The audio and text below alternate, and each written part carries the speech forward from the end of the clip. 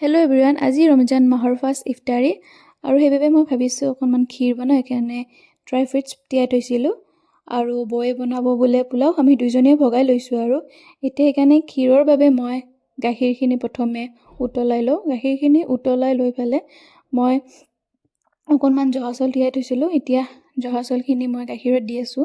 জহা চাউলখিনি দি পেলাই ভালকৈ অকণমান লৰাই লৈছোঁ।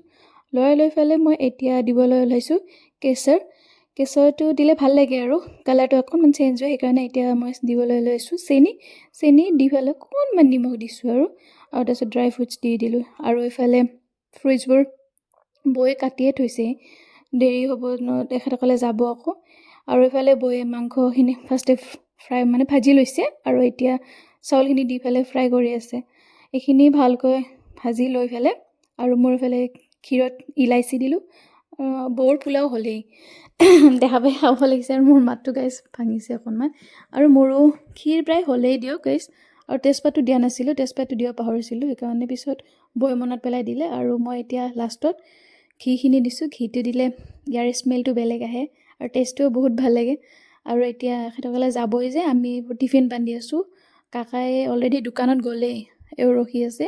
সেইবাবে বৌ আৰু মই টিফিনবোৰ ৰেডি কৰিলোঁ দুইজনৰ কাৰণে। এয়া টিফিন চিফিন ৰেডি কৰা হোৱাৰ পিছত এখেতে গ'লে টিফিনটো লৈ পেলাই। আৰু আমি দিনটো এনেকৈ আছোঁ যে অলপমান ভাগৰ ধৰিছে, সেইকাৰণে দুইজনে কৈছোঁ অকণমান দুয়ো বহো ব'লা। বহি পেলাই আমি এতিয়া পাকঘৰত আহিলোঁ। ইফতাৰী টাইম হৈছে। সৰু মেনে টোপনিৰ পৰা উঠিছে, ডিঙিটো মেলি মেলি চাই আছে।